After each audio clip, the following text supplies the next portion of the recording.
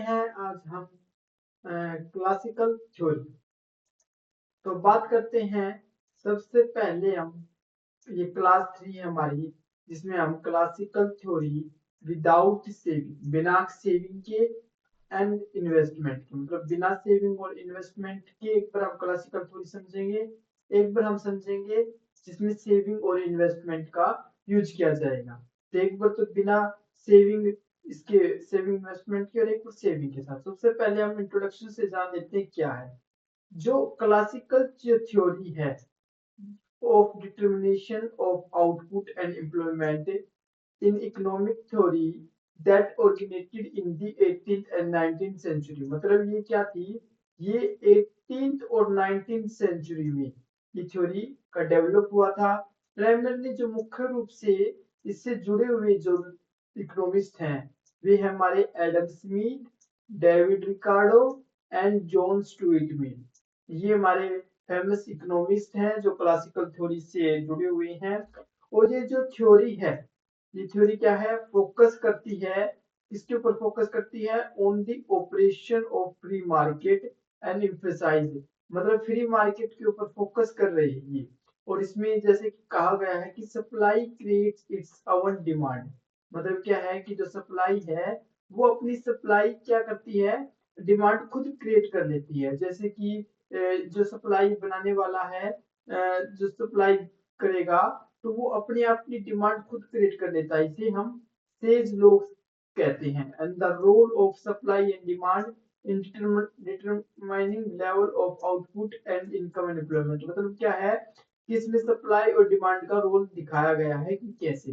जैसे कि एक किसान है, वो किसान क्या करेगा, फर्म में जाएगा, वो जाएगा तो किसान क्या करेगा, वो फसल को बेचेगा, उससे जो कुछ दाम मिलेगा तो क्या होगा, वो उससे कुछ और चीज की डिमांड करेगा। मतलब जैसे कि क्या हुआ कि किसान ने सप्लाई की, तो किसान ने सप्लाई की, और उससे क्या हो गया, उससे वो चीजों की डिमांड क्रिएट हो गई। मतलब सप्लाई इसकी डिमांड खुद क्रिएट कर देगी, इस तरीके की फंक्शन इन्होंने बताया है।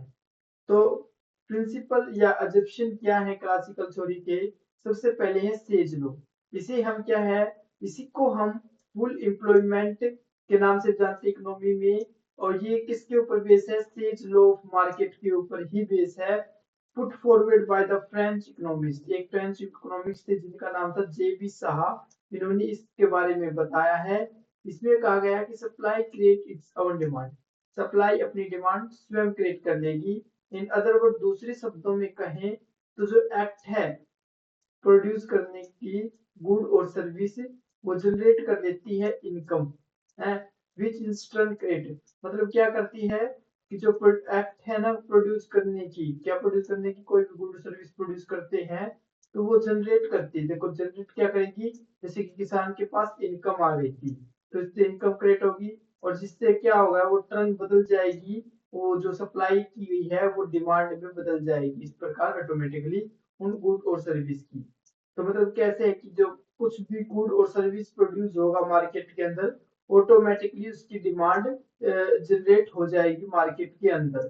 क्योंकि देखो कोई भी गुड सर्विस प्रोड्यूस करने के लिए क्या लगता है, लेबर लगता है। तो लेबर के लिए क्या होगा, एम्प्लॉयमेंट बढ़ जाएगा, तो इससे ये काम चलेगा। तो अब बात करते हैं फ्लेक्सिबल प्राइस एंड वेजेस की। तो क्लासिकल इकोनॉमिस्ट का विश्वास था कि जो इकोनॉमी है वो ऑटोमेटिकली काम करती है, और ये एडजस्ट कर लेती है फुल एम्प्लॉयमेंट को through flexible wages and price के थ्रू। और पिगो ने भी इस चीज को सपोर्ट किया है, किसके तहत, रियल बैलेंस इफेक्ट के तहत। बट जो केन्स था उसने इसको रिजेक्ट कर दिया। इसमें दिखाया गया कि जो इनवॉलेंट्री अनएम्प्लॉयमेंट था, मतलब कहा गया कि इसमें इनवॉलेंट्री अनएम्प्लॉयमेंट भी देखने को मिलता है, ये स्वयं अपने आप को क्रिएट नहीं कर सकती। तो फुल एम्प्लॉयमेंट का कंसेप्ट, जैसे कि इकोनॉमी नेचुरली क्या करता है, इकोनॉमी क्या करेगा, प्राकृतिक रूप से फुल एम्प्लॉयमेंट लेवल पर चला जाएगा। क्लासिकल थ्योरी ये मानते थे इनमें कोई भी अनएम्प्लॉयमेंट नहीं होगा। अगर अनएम्प्लॉयमेंट पाया भी जाता है तो वो सिर्फ अपनी इच्छा से ही लोग अनएम्प्लॉयमेंट होंगे। Flexible wages and price ensure all service are fully used. इसमें क्या कहा गया है कि जो फ्लेक्सिबल वेजेस और प्राइस के बारे में बताया, मतलब वेज और प्राइस को तुरंत चेंज किया जा सकता है। सेविंग इन्वेस्टमेंट इक्वलिटी, इसमें क्या है, saving is equal to investment automatically through interest rate adjustment. मतलब क्या है इसमें, जैसे कि सेविंग इन्वेस्टमेंट का रोल भी देखने को मिलता है, जो क्या करता है, इंटरेस्ट रेट को एडजस्ट करता है। किस चीज को एडजस्ट करता है, इंटरेस्ट रेट को एडजस्ट करता है। Limited role of government, government should not interfere. Government क्या करती है, क्लासिकल थ्योरी मानते हैं गवर्नमेंट इंटरफेयर नहीं करेगी। फ्री मार्केट फोर्स रहेगा डिमांड सप्लाई का, और ये ऑटोमेटिकली इक्विलिब्रियम पर चली जाएगी। रोल ऑफ गवर्नमेंट का बताया है, इसमें सिर्फ ओनली लॉ और ऑर्डर एंड प्रोटेक्शन के लिए इनका यूज होगा, ज्यादा दखलंदाजी नहीं होगी इनकी। क्वांटिटी थ्योरी ऑफ मनी का भी कंसेप्ट क्लासिकल द्वारा दिया गया है। इसमें कहा गया change in money supply effect only price. जो मनी सप्लाई में जो भी चेंज हो रहा है वो सिर्फ इफेक्ट प्राइस को डालेगा, नॉट आउटपुट, ना कि सिर्फ आउटपुट को। ये क्या करेगा, जो भी मनी सप्लाई में चेंज होगा वो सप्लाई को इफेक्ट डाल, सप्लाई इफेक्ट डालेगी, सिर्फ किसके ऊपर, प्राइस के ऊपर इफेक्ट डालेगी। ये आउटपुट के ऊपर इफेक्ट नहीं डालेगी। तो रियल आउटपुट क्या होगा, वो क्या हो जाएगा, फिक्स्ड हो जाएगा। फुल एम्प्लॉयमेंट पर, फुल एम्प्लॉयमेंट पर रियल आउटपुट क्या हो जाएगा, फिक्स्ड हो जाएगा। मोर मनी का मतलब क्या है, और मतलब मोर, अगर मार्केट में ज्यादा मनी होगी तो इन्फ्लेशन होगा।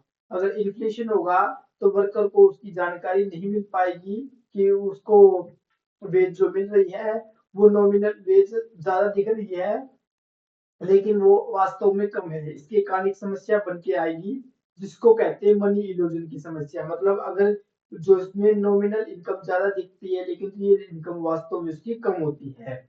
तो क्वांटिटी थ्योरी ऑफ मनी में जो कंसेप्ट था वो था ये M V is equal to P T. M V is equal to P T, यहाँ पर मैंने ये बार लगाया हुआ, इसका मतलब v इन्होंने कांस्टेंट माना, मतलब v, और यहाँ पर t के ऊपर बार लगाया, मतलब t में v चेंज नहीं होगा। तो m का मतलब क्या है, मनी सप्लाई, मतलब टोटल मनी सर्कुलेशन, कितने मार्केट में पैसा कितना घूम रहा है। p मतलब वोलेटिलिटी ऑफ मनी, मतलब हाउ फास्ट मनी सर्कुलेट, कितनी तेजी से मार्केट में आपका पैसा स्पेंड होएगा। पी मतलब प्राइस लेवल, मतलब प्रत्येक गुड और एवरेज जो गुड और सर्विस की जो एवरेज प्राइस है वो। टी मतलब टोटल वॉल्यूम ऑफ ट्रांजैक्शन, मतलब लोगों के जो एक व्यक्ति दूसरे व्यक्ति से देता है वो कितना दिया जाएगा। अगला हमारा है लॉन्ग रन फोकस के बारे में। क्लासिकल जो थ्योरी है वो स्टडी करती है इकोनॉमिकल लॉन्ग रन में। इसमें अज्यूम किया गया है कि मार्केट ऑलवेज एडजस्ट करेगा इक्विलिब्रियम पर, और शॉर्ट टर्म प्रॉब्लम जैसे कि अनएम्प्लॉयमेंट और टेम्पररी चीजों के पकड़। तो बात करते हैं हम classical theory without saving investment के, मतलब बिना सेविंग इन्वेस्टमेंट के हम देखते हैं कैसे क्लासिकल थ्योरी काम कर रही है। तो यहाँ पर सबसे पहले हम लेबर मार्केट इक्विलिब्रियम लेते हैं। लेबर मार्केट इक्विलिब्रियम का करो लेते हैं। इस लेबर मार्केट इक्विलिब्रियम में क्या दिखाया गया है, इसमें दिखाया गया है कि जो डाउनवर्ड स्लोपिंग करो है ये डिमांड ऑफ लेबर है, अपवर्ड स्लोपिंग करो है ये सप्लाई ऑफ लेबर है।